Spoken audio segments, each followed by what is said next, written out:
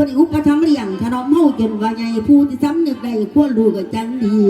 การตอบแทนท่านนี้คือ1ยามสลา2กับยามเฮาละจากเฮาไปแล้ว2กับยามเล่าละจากเฮาไปแล้วแนวที่แทนคุณท่านต้องทำบุญนู้นจงตามพระพุทธองค์เพิ่นได้ดีรู้ระบุไว้อย่างจริงเพิ่นว่าศาสตร์น่ะพุ่นคักในบ่แปรผันแล้วจะบุญผลกรรมสิส่งนำมาพอจะนี่ย่อว่างว่ากรรมดีกรรมชั่วกรรม2ตัวนี่แล้วเพิ่นว่าเป็นเพื่อนแก้วตามกลลำแลให้ท่านดีต้องแน่ไปเกิดสุขติถ้าไปทำเร็วทำก็กรรมเอาไว้กรรมที่มาบ้องใหม่เสวยกรรมทุกทีย่อมที่บานเพิ่นสี่ลงหมอแผ่นแดงปอจักาได้แห่งหอกดาบแหลมเหลาวิจักขุมนรกเสียบนำกำใจอุบัติไปเป็นเสือเปโตพวกเปรตจังสักเกดิลูกวันทางส่วนบุญว่าผู้ตายไปพุ่นสิลำบากเพียงใดไปสวรรค์นี่นาโลกว่ามีผู้ใดโหจักที่ไปทนสู่กรรมดีกรรมตัวกรรม2ตัวนี่แล้วเพื่อว่าเป็นเพื่อนแก้วตามกลลำแรกให้ทำดีต้องแน่ไปเกิดสุขติถ้าไปทำเร็วช้ำก็กรรมเอาไว้กรรมที่มามองใหม่ถึงกรรมทุกทีย่อมพิบาลเพื่อนสี่ลงหมอแผ่นแดงบ่จักกาได้แห่งหอกดาบแหลมเหลาวิจักขุมนรกเสียบนำกำใจอุบัติไปเป็นเสือเปโตพวกเปรตจังสักเกดิโลกวันสร้างส่วนบุญว่าผู้ตายไปพุ่นสิลำบากเพียงใดไปสวรรค์นี่นาโลกว่ามีผู้ใดโห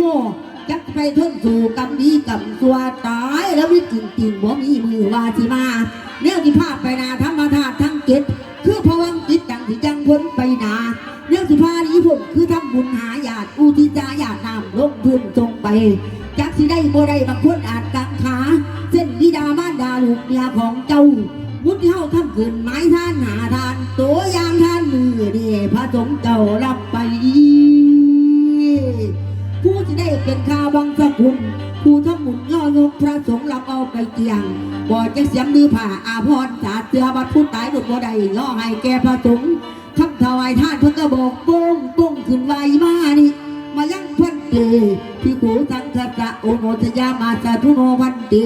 อิมานิสัปปาริวารานิปฏิคันหาตูอัมมากังที่คารตังหิตายะสุขายะแปลว่าข้าแต่พระเจ้าทั้งหลายแปลว่าข้าแต่พระสงฆ์ผู้เจริญข้าพระเจ้าทั้งหลายขอน้อมถวายพระทานกับทั้งบริวารทั้งหลายเรานี่เพื่อประโยชน์ในความสุขของข้าพระเจ้าทั้งหลายถือตรงลงของท่านนั้นพระสงฆ์เอาไปเรียบให้ฟังเนไอผู้ตายใดจำใดผู้ตายใดจำใดได้จำใดผู้ตายผู้ยังได้จำได้เดินก่อน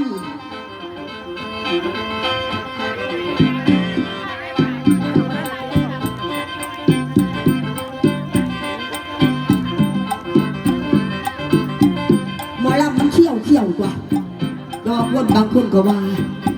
ก่อนว่าไปใส่อยู่จะเลาะหำเอาก็อยู่เลาะหำตัวบางคนมาขำบ่มักก็หำบางมือคอยบักถิ่นเบิดพอคอยปลูกไว้นี่จะหำบ่มีคนคอยบักถิ่น